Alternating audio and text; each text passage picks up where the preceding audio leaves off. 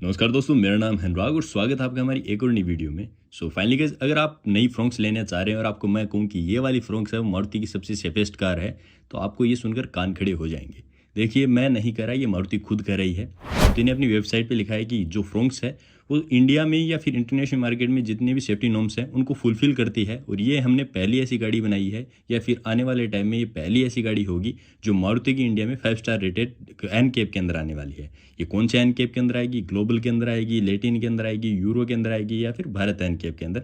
ये नहीं बताया गया है। इस वीडियो में उन्हीं सारी बातों का हम जिक्र करने वाले हैं कि क्या ये गाड़ी वास्तव में सेफ है या फिर मारुति मार्केटिंग के लिए ऐसा कर रही है। देखिए, कुछ बात तो है, मारुति ने काफ़ी सारी इस गाड़ी में सेफ्टी फीचर है वो ऐड ऑन किए हैं जो पहले ही कार्स के अंदर नहीं मारुति ऐड ऑन करती थी। साथ ही मारुति का ये कहना है, इनके जो शशांक श्रीवास्तव वो कहते हैं कि हमारी गाड़ियाँ सेफ्टी रेटिंग या फिर ग्लोबल एन कैप में कम रेटिंग क्यों लेके आती हैं, इसकी वजह है कि इंडिया में हम उसी प्रकार की गाड़ी बनाते हैं या फिर उस प्रकार की मैन्युफैक्चरिंग करते हैं जैसा हमें यहाँ की गवर्नमेंट बोलती है।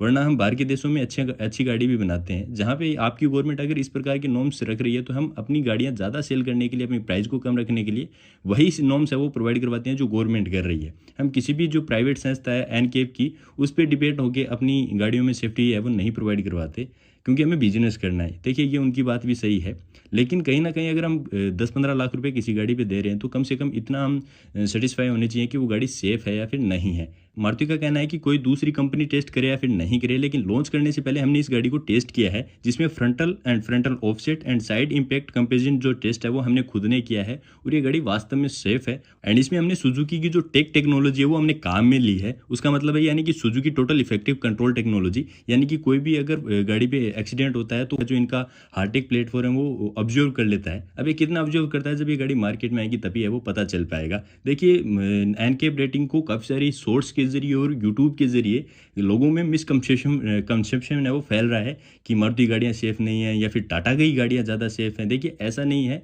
हर कंपनियां अलग अलग मार्केटिंग के लिए ये चीज़ें हैं वो यूज़ में लेती हैं। एक बात आपको फिर से बता दूं कि कोई भी एन कैप की जो रेटिंग आती है ये सारी प्राइवेट कंपनियां हैं, कोई भी गवर्नमेंट ऑथोराइज्ड कंपनियां नहीं है। तो ये बायस्ड भी है वो हो सकती हैं, कुछ यूट्यूब वीडियो भी बायस्ड है वो हो सकती हैं। कोई कंपनी ज़्यादा पैसे दे रही है अपनी मार्केटिंग को बढ़ाने के लिए, कुछ कंपनियां कह रही हैं कि हमारी गाड़ियाँ सेफ हैं या फिर नहीं है। एंड गाइस, मैं इस वीडियो में ये भी बिल्कुल नहीं कह रहा हूँ कि मारुति की गाड़ियाँ ज़्यादा सेफ हैं, टाटा की नहीं है। ऐसा मेरा मानना नहीं है। जो कंपनी कह रही है वो बातें हम कर रहे हैं। अगर सेफ्टी की बात करें तो इसमें मारुति फ्रोंक्स में हमें 360 degree camera, ESP hill hold assist, rear camera, rear parking sensor with infographic display and 3 point rear seat belt जैसे फीचर है वो देखने को मिलेंगे।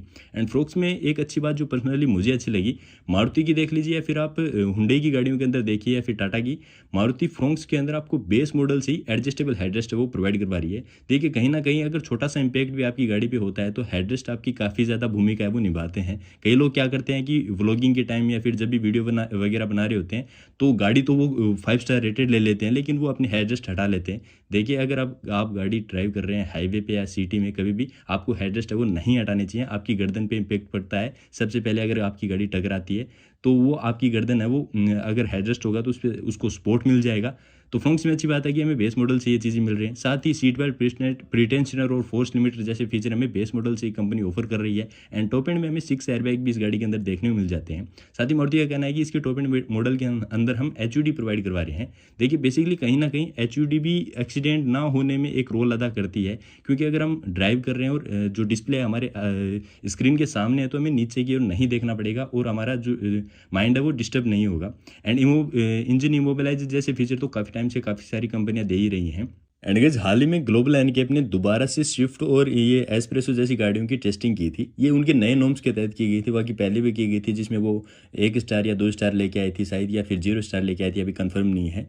लेकिन मारुति की अभी ग्लोबल एनकैप के अंदर 2 ही ऐसी गाड़ियाँ हैं जो अबाउट 3 स्टार रेटिंग लेके आई हैं। उनमें 4 स्टार एक तो जो पुरानी वाली ब्रेजा है वो है, एंड अर्टिगा है। देखिए, अगर ग्लोबल एनकैप को एक्चुअल में अगर करनी थी टेस्ट रेटिंग तो नई ब्लेनो आई थी उसको करनी चाहिए थी, क्योंकि जो फ्रोंक्स है वो ब्लेनो के प्लेटफॉर्म पे बेस्ड है, तो लोगों को ये आइडिया हो जाता है। अगर ग्लोबल एनकैप की रेटिंग को लोग इंडिया में इतना ज़्यादा प्रेफरेंस देते हैं, मानते हैं, तो कम से कम स्विफ्ट की दोबारा नहीं करनी थी उनको। देखिए गाइस, अगर आपको बताऊं कि ये एनकैप रेटिंग क्या होती है, ये कंपनियां किस प्रकार से वर्क करती हैं, ये सारी प्राइवेट कंपनियां हैं। वर्ल्ड में भी 4-5 ही एनकैप की जो रेटिंग प्रोवाइड करवाती हैं वो कंपनियां, उनमें से लेटिन एनकैप हो गया, यूरो एनकैप या फिर ग्लोबल एनकैप, और अपने इंडिया में भी जल्दी गवर्नमेंट एक भारत एनकैप लेके आने वाली है। तो ये सारी प्राइवेट कंपनियां हैं। कई बार तो खुद कंपनियां मार्केटिंग के लिए अपनी गाड़ियां दे देती हैं और कहती हैं भैया इनको टेस्ट करो।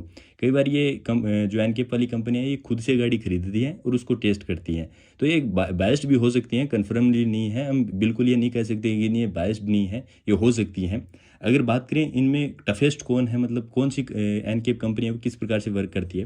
देखिए लेटिन एनकैप आप अगर मान के चल लीजिए किसी भी फैमिली वगैरह के अंदर शादी में आए हुए फूफा की तरह है। कोई भी कंपनी अपनी गाड़ी में कितना ही ज़्यादा अच्छे सुधार कर ले, ये नाराज़ होते ही हैं और ये सही रेटिंग नहीं देते हैं। एंड सेकंड नंबर पे ग्लोबल एनकैप आता है। इसका मतलब आप ऐसा समझ लीजिए कि कोई कॉलेज में एक ऐसा लड़का है जिसका बाप बड़ा आदमी है, तो उसका सेमेस्टर एग्जाम में सबसे ज़्यादा नंबर आएंगे ही। थर्ड नंबर पे हमारा आता है भारत एनकैप, जो अभी आया नहीं है, आने वाला है। भारत एनकैप ऐसा है कि सिचुएशन ऐसी होगी कि मतलब जो बच्चा पढ़ाई में भी कमज़ोर है लेकिन सीबीएसई बोर्ड में उसके 95% है वो आ रहे हैं। एंड फोर्थ नंबर पे यूरो एनकैप आता है। ये अच्छा है, अगर आप किसी कंपनी ने गाड़ी के अच्छी सेफ्टी रेटिंग सेफ्टी फीचर्स हैं वो प्रोवाइड करवाएं तो ये उसी हिसाब से रेटिंग्स देते हैं। ये बायस्ड वगैरह नहीं है, अभी तक देखा गया है उस हिसाब से मैं बता रहा हूँ। तो ये 4-5 कंपनियां हैं ऑटोमोबाइल इंडस्ट्री में, यही टेस्टिंग करती हैं। एंड गाइस अगर बात करें फ्रोंक्स की, तो मारुति कभी भी सेफ्टी को लेकर इतना ज़्यादा सीरियस नहीं थी, क्योंकि उसका जो रीज़न ही नहीं था। ये तो इंडिया में अभी 4-5 सालों में जब से टाटा की गाड़ियाँ 5 स्टार रेटिंग लेके आ चुकी हैं ग्लोबल एनकैप के अंदर, तब से ज़्यादा ये हवा बन गया है, तो ये भी सेफ्टी रेटिंग देने लगे हैं भैया।